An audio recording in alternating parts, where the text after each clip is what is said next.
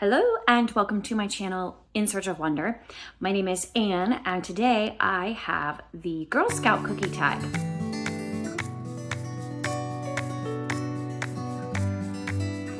Hopefully, it is Sunday when this video first goes live, and normally if you have been paying attention, you might know that on Sunday is when I post my weekly reading wrap up.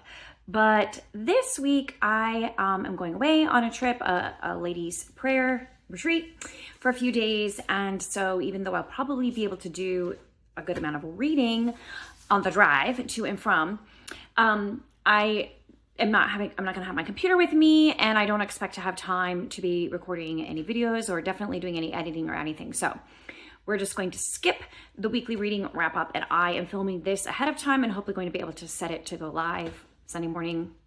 That's the plan. We'll see what actually happens. Anyway, I have a couple of people have tagged me recently in tag videos, and so I'm going to do a tag video instead. So Jay at Faceless Book Reviews tagged me in the Girl Scout cookie tag, which is excellent timing because I just got my Girl Scout cookies the other day from my little Girl Scout piano student. And so, yeah, not that I don't actually eat them very much because I try not to eat too many carbs. And I thought I was getting a different one. I don't know which one. I got the Tagalongs, which are really good and I like them, but I am the only one in my house who can have peanut butter. So I have to eat the whole box myself. I mean, I know, right? Like I suffer so much, but anyways, but I'm trying to pace myself and not overdo it on the carbs because yeah, my body doesn't like that. So anyways, back to the tag. So first of all, we have trefoils. Is that how you say that? And also, what does it mean? Does anyone know? I'm very curious. But the prompt that goes with trefoils is a classic novel you love. Okay, guys, you have 3 guesses. What is Anne going to choose for a classic novel that she loves? You're right. How did you know?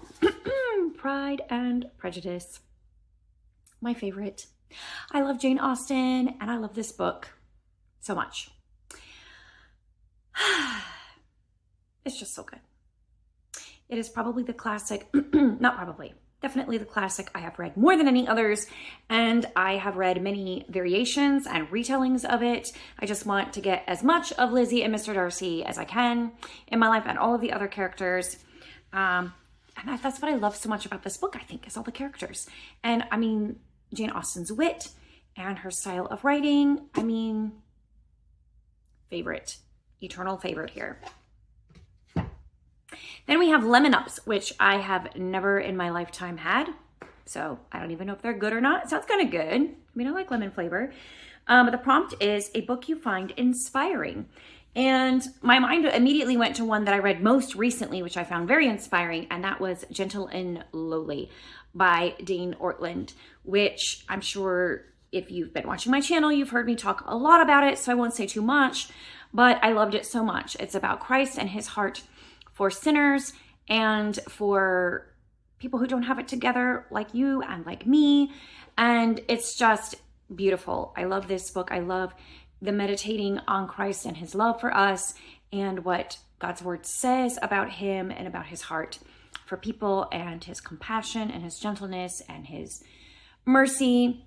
And yes, this is a wonderful, inspiring book. And then we have S'mores, a comforting, I think that might have been the one that I thought I was ordering, is the S'mores one. Maybe? Anyways, it sounds good. A comforting book. And I don't have a physical copy for some reason. My older son may have it on his shelves, but I didn't have time to go look. But my answer to that one is Winnie the Pooh. I love Winnie the Pooh. It ranks right up there of all of my favorite children's classics. It ranks really high. The funny thing is, I'm not sure that I read it as a child. I think I read it as a teenager. I remember reading it when my family and I lived in Moscow, Russia. We were on, was it 1-year visas? it was 1-year visas. So every year we had to leave the country and then come back in to get our new visas stamped and registered. There were other reasons too that we would go out of the country, and most often we went to Finland because it was the closest. And also we knew some people there who lived in Finland, and so we would stay with them while taking care of business, whatever. I don't know. I didn't take care of the business. My parents did that. I don't even know what the business was. But for whatever reason, we would periodically go to Helsinki, Finland, and stay with this family. And the room that I slept in, the guest room, was also the library. And they had a wall full of books, which was like heaven for me because I did not have access to many English books at that time. That was before the days of Kindle and that sort of thing, digital books. So my supply of English books was limited. And so I really enjoyed going and staying at their house, and I would stay up late reading their shelves. And they had the entire series of Winnie the Pooh. So over the course of the time that I visited them, I read the Winnie the Pooh books. And I was a teenager at that point, 15, 16, 17 years old maybe. And I loved Winnie the Pooh. I loved it. And then later on, when I was a kindergarten teacher, I loved to read the stories to my students. I just love, I don't know, the wit and the wisdom and the very accurate childishness of the characters and the situations they get themselves into. And Winnie the Pooh, he's just so adorably clueless and yet so wise at the same time. I love Winnie the Pooh. So that is definitely a comforting book for me.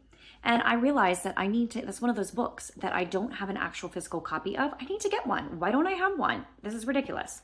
Like I said, I'm sure my boys have one because I remember, that's another story I have about that book. I may have told this before, but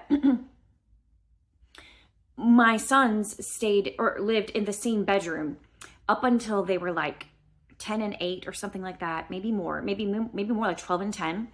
And then we decided to move they were 12 and 10 when we decided to move my older son downstairs to his own bedroom. So we converted the guest bedroom / office into his bedroom. And my younger son did not like that idea at all. And he's a people person. He loves to be with people, and he wanted his brother to be in the room with him. I think there was a little bit of anxiety there. So to help him adjust to having the room to himself, every night my older son would read to him a chapter or two from Winnie the Pooh. And we were just intending it to be, for a week or two, or however long it took my younger son to adjust to the situation. They ended up reading all of the Winnie the Pooh books plus the book of poetry. What was that one called? When We Were Young or something, or When We Were 6 or something like that. I don't know. And they read all of them. And not necessarily because by that point that he still needed that reassurance, but they were just enjoying the experience so much that they didn't want it to end. And eventually it did. By the time they went through all of those books, then it was a very peaceful transition into single bedrooms and worked out well. But that is a very fond memory, just thinking of my older son reading to my younger son Winnie the Pooh. Those precious memories you have to hold on to, right? Then the next one is Adventurfuls, which I think is the second box of cookies that I got. But I think that my family is going to eat all of them, and I'm probably not even going to get a taste of it. So, oh well. And the prompt is an adventurous book. I'm going to be honest, I don't really read a lot of adventure type books. I haven't in a long time. I don't know, it doesn't appeal to me. But I have a book to fit 1,000 Places to See Before You Die. And I'm pretty sure I'm not going to get to all of these places, but it is fun to flip through this book and to dream and to think, oh, I really want to go there. And it's also fun to mark off the places that I have been, because I have been to some of them. So 1,000 Places to See Before You Die. I love to travel, and I love seeing new places and new things. And yeah, that's my answer to that prompt. Then we have Samoas, a book that blends 2 or more genres. And one type of genre blending kind of book that I really love is a biographical novel. So when the author is writing a novel, but it is about a real person, and the more closely they stick to the facts that are known, the more I really like it. Although I'm not opposed to, I think it's becoming more and more common to write a very fictionalized story about a real person, and that's fine. But what I'm thinking of is one that it's a biography, but it's written in novel style. So it's really engaging, it's really interesting, and yet you still learn a lot about the person. Maybe even more so than if it were written as a straight factual type of biography. So I've read many of them and I love that sort of biography. But what I want to mention, I have several by Nancy Moser. She wrote one about George Washington. She wrote one about Mozart's sister. And she wrote this one, Just Jane, about Jane Austen, of course. You know I would have read that one, right? And I enjoyed, Elizabeth Barrett Browning. She also wrote one about her. And I really enjoyed every single one of those biographies. I enjoyed getting to know the women in those stories and more about their lives and their relationships and everything. So good. And yeah, that is my favorite genre bending type of story. And then Do-si-do, a book that you love that everyone hates, or vice versa. We're going to go with the vice versa here, a book that I hate that everyone else seems to love.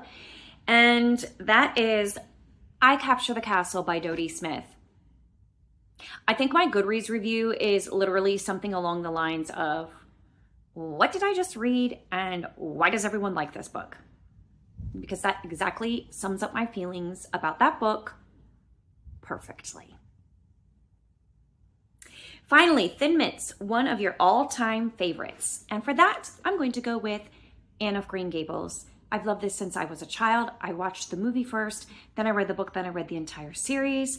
And what can I say? I'm Anne with an E. I love this Anne with an E. I'm actually nothing like her, but I love everything about her, especially in this first book and everything. The final one is Tagalongs, to tag someone. So I'm going to tag Dia because I don't know if she has done this yet. And